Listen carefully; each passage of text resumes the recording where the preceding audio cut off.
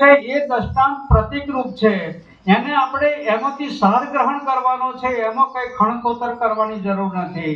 એટલા માટે સંતો શું કહેવા માંગે છે, એનું દ્રષ્ટાંતનું હાર્દ શું છે, મર્મ શું કહેવા માંગે છે, એ તારણ કાઢી લેવાની જરૂર છે. તો ભગવાને કીધું કે હે નારદજી, તમારે સંતના દર્શન કરવાથી શું લાભ થાય છે એ જાણવું હોય તો બાજુમાં તમે આ નગરની બાજુમાં જંગલ છે, એ જંગલમાં એક ઝાડ છે અને એ ઝાડની નીચે એક કોઈ જંગલી પ્રાણી પશુએ એનો પોદળો કરેલો છે.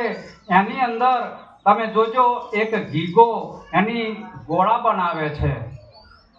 આપણે જોઈએ છે કે ગીગા જેવું એક જંતુ છે, છાણ માટીના એ ગોળા બનાવીને ગબેડતો હોય છે. તમે એ ગીગાને જઈને પૂછજો કે સંતના દર્શન કરવાથી શું લાભ થાય છે. તો નારદજી ત્યાં જઈને પૂછે છે કે હે ગીગા, સંતના દર્શન કરવાથી શું લાભ થાય?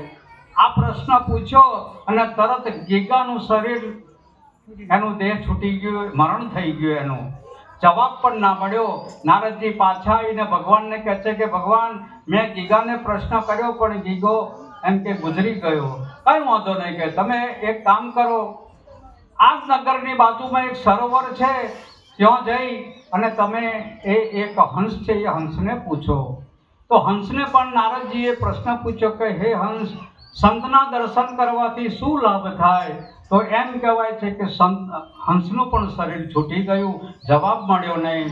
નારદજી વિલા મોડે પાછા આવ્યા અને ભગવાનને કીધું કે ભગવાન, તમે મને જ્યાં જ્યાં મોકલો છો ત્યાં મને જવાબ મળતો નથી અને ઉડતા એ જીવ એનું શરીર છૂટી જાય છે, મરણને શરણ થઈ જાય છે.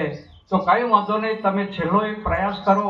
બાજુના નગરમાં, આપણું નગર છે એમાં એક રાજાના ત્યાં એક કુંવરનો જન્મ થયો છે, એક કુંવરને પૂછજો.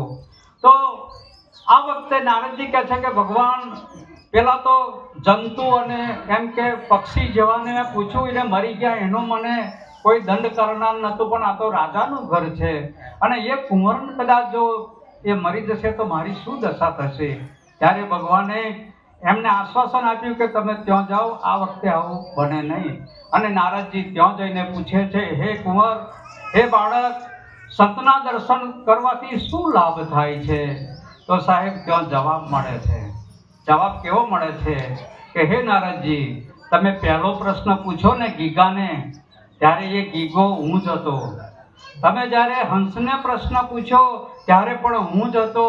અને અત્યારે તમે પ્રશ્ન પૂછી રહ્યા છે તે હું આ એક માણસના દેહે અત્યારે આ પ્રગટ મારો જન્મ થયો છે. ગીગાનું શરીર છૂટી જવાથી હંસનું દશા પ્રાપ્ત થઈ અને હંસનું શરીર છૂટી જવાથી આ એક મનુષ્ય કહાણી મને પ્રાપ્ત થઈ છે. આ દ્રષ્ટાંત એક પ્રતીકરૂપ છે. એની પાછળ શું કહેવાનો મરમ છે એ મારે 1 મિનિટમાં કહેવું છે કે ગીગો એટલે શું. આપણે જાણીએ છીએ કે ગીગો એ છાણ માટીના ગોળા એમ કે ગબડાવા કરતા હોય છે. કારણ કે ગીગો એટલે એ જમીનમાં જ એ જોયા કરતો હોય છે ને જમીન બાજુ જ એની દ્રષ્ટિ હોય છે.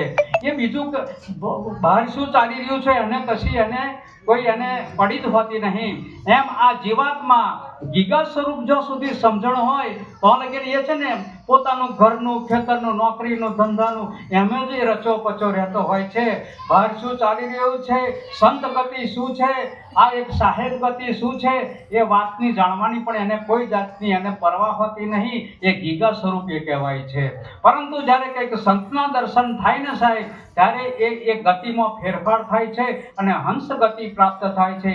જ્યારે આવા સત્સંગમાં બેસીએ ને તો આપણામાં વિવેક અને વિચાર પ્રગટ થાય છે. અને આ વિવેક ને વિચાર એ કોની દશા છે? એ હંસની દશા છે. આ હંસની દશા જે પ્રાપ્ત થાય ત્યારે આપણને ખબર પડે કે આ જગતમાં હું આવ્યો છું તો શા માટે આવ્યો છું? આ હું ખાઈ પીને મોજ મજા કરવા માટે આવ્યો છું કે કંઈક બીજું પ્રયોજન છે? આ વાતનો વિચાર કરવાની એનામાં એક ત્રેવડ આવે છે, વિવેકને વિચાર પ્રગટ થાય છે, જેથી કરીને સત્સંગમાં આવે છે અને સંતોની વાતો સાંભળવાની એને રુચિ થાય છે. कोटि जन्म का पुण्य से उदय होत एक रंग मीटे मन की मलिनता तब भावे सत्संग। आ सत्संग एमने एम भावतो नहीं, एमने एम गमतो नहीं। આવી રીતે સભામાં બેસીએ, સંતની વાત સાંભળીએ, સંતોના કંઈક સત્સંગ સાંભળીએ, ત્યારે પછી આપણને છે ને સત્સંગમાં આવવાનો આપણી રુચિ થાય છે। ધન્યવાદ છે કે આજે આ મંડપ નીચે બધા બેઠા છે ને એ મહા ભાગ્યશાળી છે, કારણ કે એ મને કમને પણ સંતના દર્શન કરે છે અને એ સંસ્કાર એમના હૃદયની અંદર પડે છે અને આ સારા સંસ્કાર ગમે ત્યારે એ ઉગવાના હોય છે, જેથી કરીને એ આ જીવાતમાં પ્રગતિના પંથે ચાલતો હોય છે। આપણે આગળ વાત કરીએ ને સાહેબ, જ્યારે હંસ ગતિ પ્રાપ્ત થાય ને ત્યારે આ મનુષ્ય જન્મનો આપણને મહિમા સમજાય છે અને પછી આપણે આ ઉત્તર આ જીવાતમાં આગળ પ્રગતિ કરતો થાય છે અને ધીમે ધીમે એ સત્સંગમાં જાય છે। પરંતુ સત્સંગમાં આવવાથી સંતો આપણને શું કહે છે કે સદગુરુના શરણે જવાની જરૂર હોય છે। સદગુરુના શરણ સિવાય જ્ઞાન મળતું નથી અને ત્યાં આપણને ગુરુ મહિમા અને સંત મહિમા આપણને સમજાય છે।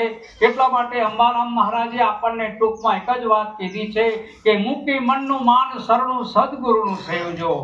મૂકી મનનું માન શરણું સદગુરુનું સેવજો। આ ભૂલા ભમો છો ભવમાય સમજીને સન્મુખ થજો। દેહી દશાનો દોષ જોશો નહીં જીવપણે ઝાંખી। મૂકી મનનો મેલ છળકપટ દેજો નાખી। અંતરમાં અજવાળું થશે નિરક્ષો નીચ રૂપને। અંબારામ કહે ગુરુ કૃપા થકી ઓળંગશો ભવકૂપને। એમ આ ભવકૂપને જો સાહેબ તરવો હોય, આ ભવચક્રમાંથી જ નીકળવું હોય તો ગુરુ શરણમાં જયા સિવાય આપણે બહાર નીકળી શકતા નથી। સમય મર્યાદા આપેલી છે, કહેવું તો ઘણું બધું હોય પણ મર્યાદાને ધ્યાનમાં રાખી આટલું કહી હું વાણીને વિરામ કરું છું। બોલો સદગુરુ સાહેબનો જય। કિશન સાહેબ લો।